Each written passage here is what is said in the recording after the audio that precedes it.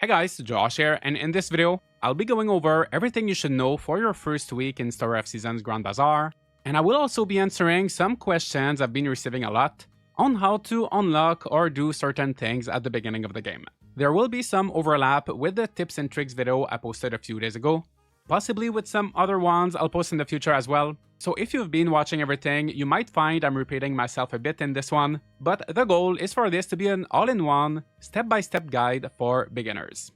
With that being said, if you learned something, leave a like on the video, and let's begin. We'll do things in chronological order. So on day 1, you will go through the Bazaar tutorial with Felix, get home, and then you won't be able to do much. I would recommend saving just in case, and then going to bed. On day 2, you will go through the farming tutorial, or you can skip it if you'd like. Either way, you will receive 9 turnip seeds, and don't forget to take a look at your mailbox, as you will also have 9 radish seeds in there. If you don't know how to read your mail, after picking it up from the mailbox, you have to open the menu and go under the Mail tab, where you can see all of your letters. While you're in the menu, you can also go to the Bazaar tab, and have a look at the seasonal trends, which are items that will sell for more at the bazaar this month. Easy trends for your first spring are round crops, white crops, yogurt, mayonnaise, and ones that are more difficult or not as practical early on are things like accessories, tea, honey, and mushrooms. With the other types of trends like maybe dyes, fragrances, certain types of dishes, fish, you should be able to at least find 1 or 2 items to make it work, so don't worry too much. You can still make pretty good money without following trends, so don't let that worry you too much for now. But if you do want maximum profits, you can plan your strategy for the month around them. In a worst case scenario where you really don't like any of the trends you got, you can reload your save file from day 1, and you will get different trends. Now, no matter what, this is a farming game, so you'll probably want more crops to fill up your field, but you will need money to buy seeds, so here's how you can make money today. Interact with the sign that's outside of your farm, the clock tower in the plaza, the sign near this bridge, and Felix's statue at the bazaar to get 4 gold medals worth 1,500 G each. While you're already out exploring the town, you can find 2 cooking recipes in June's house, 1 in Jules and Derek's house, 1 at Lloyd's, 1 at Gabriel's, and another one in Maple's room inside the hotel. Also, keep an eye out for these mounds of dirt. There could be some on your farm, some behind buildings. You can dig them up using your hoe, and they can contain a lot of metals. Once you're done finding all the metals, you can do some bug catching, but there is no bug net here. You have to do it with your hands. There are 2 main types of bugs you will see in spring, the ones that are on the ground like ladybugs and grasshoppers, and the flying ones like butterflies. For the ground bugs, the best way to catch them, in my opinion, is to slowly walk towards them. For butterflies, it is a bit trickier as you have to jump, and they will flee very easily. Do not get directly under the butterflies, keep a good distance, jump in their direction, and catch them while you're in the air. It might require some practice, but we will unlock a double jump later that will make this easier. And there's not too much to do these first few days, so just get good at catching bugs. Most of the bugs are not worth a lot of money, but you can sell them to Miguel along with your medals, and you should now have a bit over 10,000 G, more than enough to buy seeds. You have 4 options to start with, so turnip, daikon, radish, and baby blue flower seeds. I like to make sure I grow at least a bit of everything before the end of each month, just so that I can fill up the encyclopedia and in case I need something in particular for a request. But for the most part, it is a good idea to focus on your trends. For round crops, turnips and radishes will work, but turnips is the better option. While radishes do yield a larger harvest, so you will get a ton of them, you also need to sell 4 radishes to make the same amount you would with 1 turnip, and you likely won't have enough time to go through all of them at your first bazaar. For white crops, you can do either turnip or daikon, and if you need flowers or dyes, then go for the baby blue flowers. No matter what you choose, keep in mind that there are 54 squares in your field. It's pretty small compared to most games, so you don't have to spend all your money on seeds. If you've planted the ones you started with, there should be space for 36 seeds left, and on day 3 you will be receiving 9 radish seeds and 9 potato seeds for free. I did make a mistake while getting footage for this video. I bought and planted 36 seeds on day 2, but I should have left some space for potatoes so that they could be ready in time for the bazaar. Miguel is also selling fertilizer, and it might not seem very expensive for now, but the cost really adds up, so we will skip that and make our own in a few days. You should have some money left to go to the cafe, where you can buy food. Managing your stamina is very important in this game, and I would recommend purchasing a few dishes that will give you moderate stamina recovery. Whenever you eat something, you will learn the recipe so you can make it at home in the future, and if you see this blue check mark, it means you already know the recipe. As with everything you do, keep an eye out for trends. So for example, if desserts are trending, you may want to learn how to make cookies, or for something like sweet drinks, strawberry juice is a great option you'll be able to make starting next week. Now you can go plant your new seeds, but before you go through all of your food, take advantage of the bathtub in your house, which you can use every 8 hours for a good stamina recovery. As you're farming, there might be some weeds or logs getting in the way. Just work around those for now, they might disappear by themselves tomorrow, and if not, we will have tools for them very soon. If you're doing this in the evening, you may also notice how the soil is drying up where you watered your crops this morning.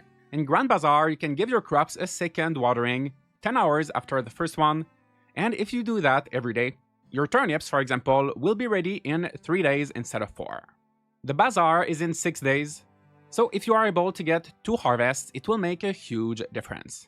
On day 3, Sophie will come over to your house, give you the sickle, and ask you to cut 20 weeds. If you give them to her, you will get some radish seeds as a reward. You should also now have the potato seeds I was talking about earlier in the mill, and if you plant them today and you don't forget to water them twice, they will be ready in time for the Bazaar. With your new sickle, you can cut weeds. That's what we'll be using for fertilizer, and we can never have too much fertilizer, so while there's not too much to do in this first week, make sure you cut all of those weeds.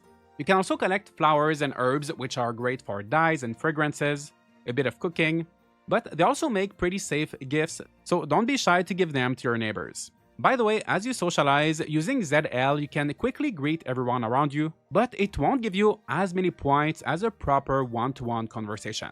If you have a conversation with a villager, but you've already given them a quick greeting that day, it's too late, you won't be getting those extra points. It is one or the other, so only do the quick greeting if you know you're not going to have a full conversation. On day 4, Lloyd will give you a hatchet, which serves as both a hammer and an axe. Behind the yellow windmill, you can find some copper nodes, and you will need copper to upgrade your tools, so make sure you break those nodes. Even with these, you're never guaranteed to get copper ores. You will get some if you're lucky, and if you're not, then you'll get iron, which you will also need anyway. All of these rocks and most resources will respawn at 5 PM. You will just have to go in and out of the area to see them, and so you can do a first round in the morning or afternoon, and a second round in the evening. If you manage to complete Lloyd's request, he wants some rocks and iron, he will give you a fluorite, which will be great to sell at the Bazaar. Your bag and storage might be getting pretty full now, but good news, you can go to the Bazaar at any time and deposit things you're planning to sell into your stock. Even more good news, on day 5, Felix will give you a chicken along with enough chicken feed for 10 days. You can bring the chicken outside on sunny days, simply ring the bell, or as you only have one chicken right now, it might be faster to carry them by hand. In your pasture, you can plant fodder to make your animals happier, but one thing the game does not make very clear is that even if there is nothing growing, your animals will still graze and find food on their own no matter what. The fodder just makes it better, makes your animals happier, but if you can't afford it, don't worry too much about it for now. Your first turnips should be ready if you water them twice a day, so you can harvest them, plant something else, go gather some materials with your sickle, with your hatchet, and don't forget to bring your chicken back inside at the end of the day, as if they sleep outside, they will not lay any eggs. Ideally, also try to bring them in before 10 PM, as that is when animals fall asleep. They will get upset if you wake them up, and it is overall going to be a lot more work for you. On day 6, Isaac will tell you about the windmill, and if you've been gathering enough wood and rocks the past few days, talk to him to complete his request, and you will be able to access that windmill right away. You will spend so much time here, and this is where you will be able to process and transform items. You can use weeds to make fertilizer, which I would suggest making every day to increase the quality of your crops. I said it earlier, but I will say it again, you can never have too much fertilizer. By the way, if you stand still right next to a crop, It will tell you what it is, as well as its current quality level.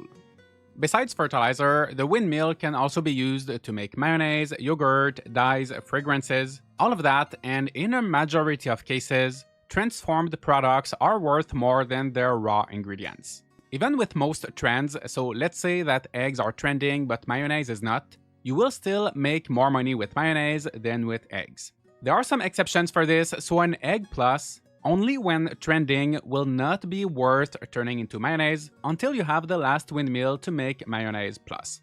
If they're not trending, then yes, turning them into even basic mayonnaise will be worth it. I'm saying this, but it's our first week, we don't need to min-max everything at the moment, but as a general rule, transforming items increases their value.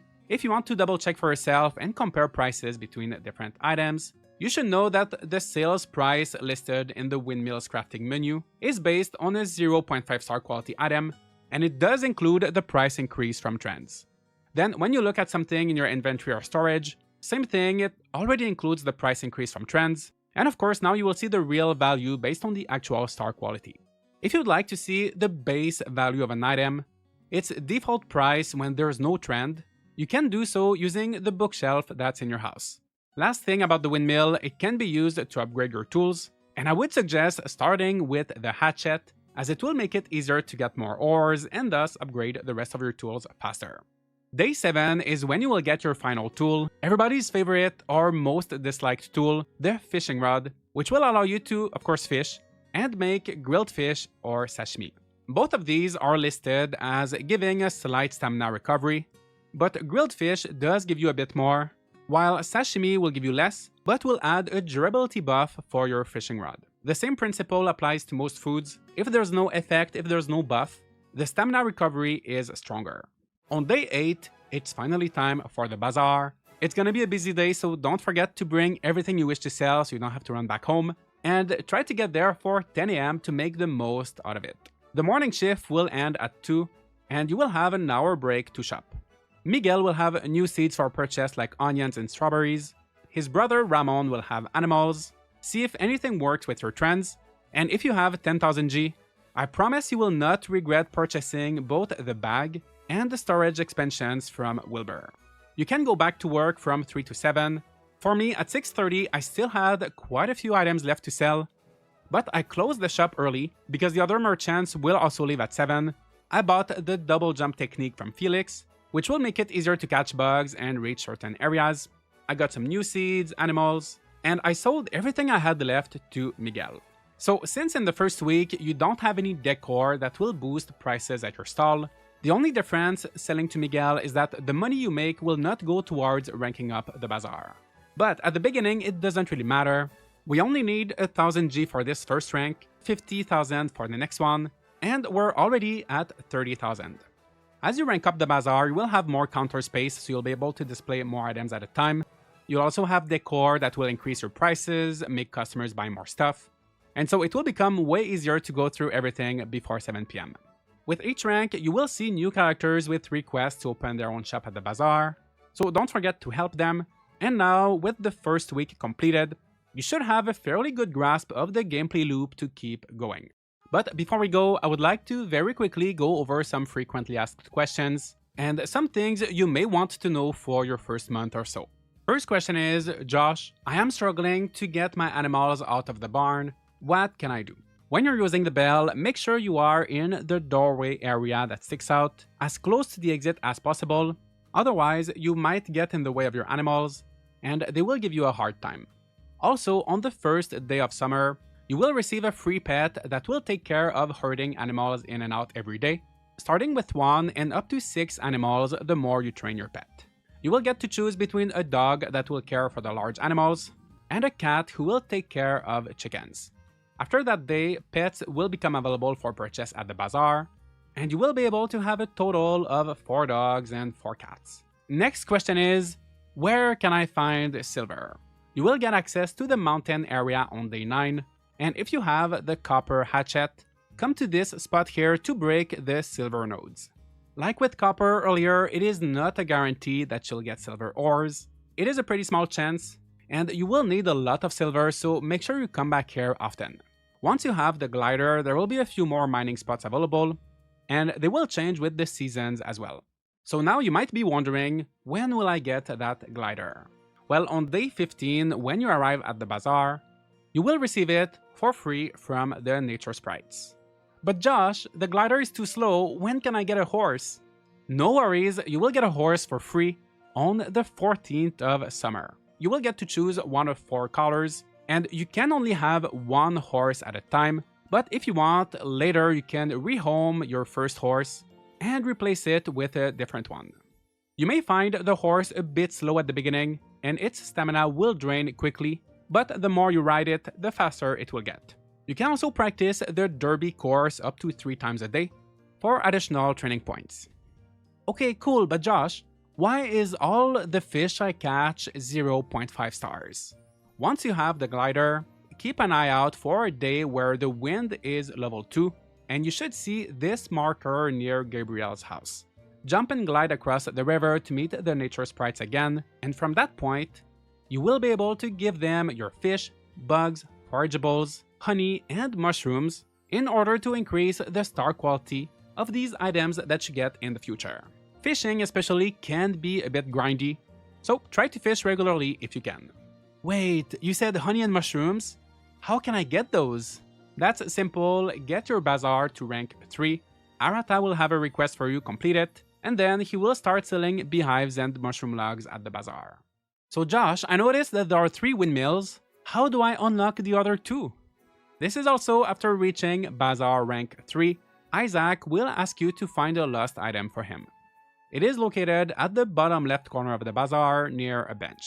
There will be quite a few more lost item requests throughout the game, and I know it sounds counterintuitive, but my advice is to search for them at night or while it rains, as these items are sparkling and a lot easier to see in the dark. So that is for the second windmill, and for the third one, you will need to reach bazaar rank 4, when Isaac will ask you to craft 100 items. I could make an entire video about the windmills, but this last one is where you can process the milk plus, egg plus, and wool plus into higher quality products.